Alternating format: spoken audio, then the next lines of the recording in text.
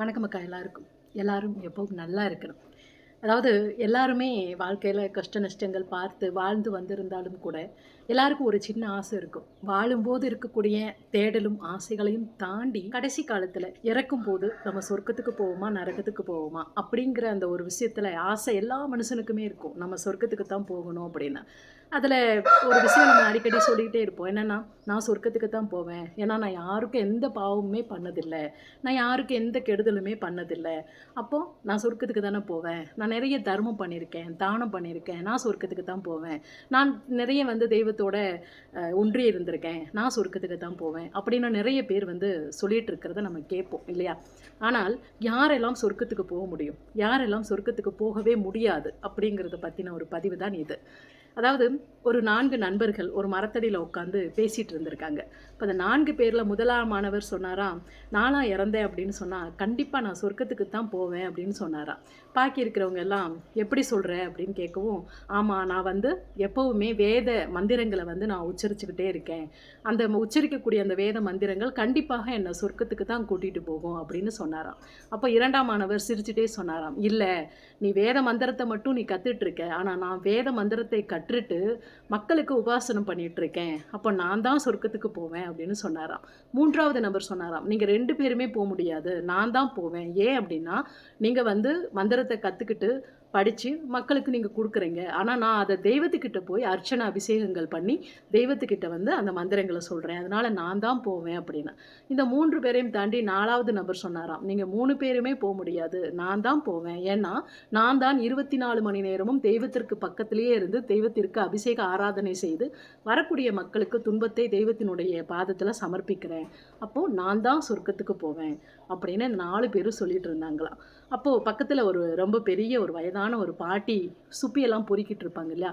அவங்க சொன்னாங்களாம், "நான் போனா சொர்க்கத்துக்கு போகலாம்" அப்படின்னு சொல்லிட்டே போனாங்களாம். அப்போ இந்த 4 பேருக்கும் குழப்பம். "என்ன? நீ போவியா சொர்க்கத்துக்கு? நாங்க இவ்வளவு தெய்வத்துக்கு தொண்டு செய்றோம். தெய்வத்தோட மந்திரங்கள் சொல்றோம். தெய்வத்துக்கு பூஜைகள் பண்றோம். நாங்கெல்லாம் முடியாது. நீ போவியா?" அப்படின்னு சொல்லி பின்னாடியே போய் கேட்டிருந்திருக்காங்க. அப்போ அந்த மூதாதையர் சொன்னாங்களாம், "கண்டிப்பா நான் போவேன். ஆனால் நான் என்பது போனால் போவேன்" அப்படின்னு சொன்னாங்களாம். இப்ப புரியுதா? யார் ஒருவர் இந்த நான் அப்படிங்கக்கூடிய அந்த அகந்தை இருக்கோ, அவங்க யாருமே சொர்க்கத்துக்கு முடியாது. நான் என்பதை தூக்கி எறிஞ்சிட்டு, இங்க எல்லாமே இறைவன் தான் அப்படின்னு சொல்லி யார் வாழ்றாங்களோ, அவங்க மட்டும் தான் சொர்க்கத்துக்கு முடியும் அப்படிங்கிறத அந்த வயதான மூதாட்டி சொல்லும்போது, அந்த 4 பேருமே தலை குனிஞ்சிட்டு போயிட்டாங்களாம். இப்போ இந்த நான் அப்படிங்கிற இடத்துல அகந்தை தான் இருக்காமா? ஆணவம் தானே, திமிரு தானே, அதெல்லாம் எங்களுக்கு இல்லையே. நாங்க அப்படிலாம் நினைக்கிறது இல்லையே அப்படின்னு நம்ம சொல்றோம். ஆனால் அதிலயும் கூட நான் இருக்கு.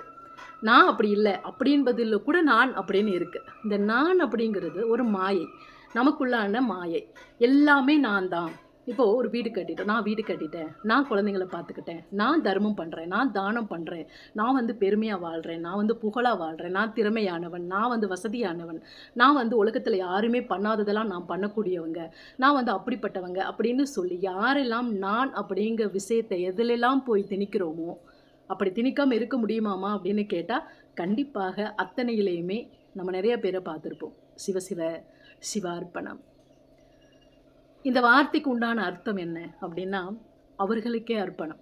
இப்போ சில பேர் முன்னாடியெல்லாம் பார்த்தீங்கன்னா சொல்லுவாங்க, "ஐயா ரொம்ப நன்றியா" அப்படின்னு சொல்லும்போது, "சிவ சிவா, ஐயா ரொம்ப நீங்க செஞ்ச உதவி, நீங்க செஞ்ச தர்மத்துக்கு நன்றிங்க" அப்படின்னு சொல்லும்போது, "சிவார்ப்பணம்" அப்படின்னு சொல்லி ஆசீர்வாதம் பண்ணுவாங்க. ஒருத்தர் தன்னோட கால்ல விழுந்தா கூட மனதால "சக்தி சமர்ப்பணம், சிவ சமர்ப்பணம்" அப்படின்னு மனதுல நம்ம நெனச்சுக்கணுமாம். அப்படி சொல்லணுமாம். ஏன்னா, அது அவங்களுக்கு தான் சமர்ப்பணம். அவங்க நெனச்சா மட்டும் தான் ஒரு விஷயத்த நடத்திக்க முடியும். இந்த நான் அப்படிங்கிற அந்த விஷயம் யாருக்கெல்லாம் இருக்கோ, அவங்க எல்லாருமே கண்டிப்பாக சொர்க்கத்த பற்றி நினைத்து கூட பார்க்க முடியாது. இறைவனுடைய பாதத்துக்கு போய் சமர்ப்பணம் ஆக முடியுமா அப்படின்னு கேட்டா, கண்டிப்பா ஆக முடியாது. 100க்கு 100ஆக ஆக முடியாது. அப்போ நான் என்பதை தூக்கி ஓரமாக போட்டு, இங்கு எல்லாமே சக்திகள் தான். இங்க எல்லாமே இந்த பிரபஞ்சத்தின் வழியாக நம்மலாம் ஒரு அந்த பொம்மலாட்டம் பார்த்துருப்பீங்க இல்லையா? அந்த மாரி பொம்மலாட்டத்துல நூல் அவர் கையில இருக்கு. நம்மலாம் பொம்மைகள். ஆட்டி வைக்கக்கூடியவங்க. அப்ப நான் இது பண்ணேன், அது பண்ணேன். எனக்கு அந்த மாரி நான் புகழா வாழ்றேன், பெருமையா வாழ்றேன். நான் வீடு கட்டிட்டேன். நான் அந்த மாரி குழந்தைங்கள எப்படி எல்லாத்தையுமே தான் சொல்றேன். ஏன்னா சாதாரண மனிதர்கள்லேருந்து பெரியவங்க வரைக்கும் கூட நான் சொல்றேன். நான் அப்படிங்கிற இடத்துல இறைவன் இருக்கணும். அப்படி அந்த இறைவனை நான்ங்கிற இடத்துல நீங்க உட்கார வச்சீங்கன்னா, கண்டிப்பாக இறைவனுடைய பாதத்தில அழகா போய் சொர்க்கத்தில சமர்ப்பணம் ஆக முடியும். ஆக சொர்க்கத்துக்கு போகக்கூடிய பாதை எது அப்படின்னா, நான் என்பதை தூக்கி எறிந்துவிட்டு நாம் செல்லக்கூடிய பாதை தான் இறைவனடி சமர்ப்பணமாகக்கூடிய பாதை. இன்னைக்கு இந்த நல்ல பதிவ உங்களோட பகிர்ந்துக்கிட்ட மகிழ்ச்சியில விடைபெற்றுக்கிறேன். நன்றி, வணக்கம்.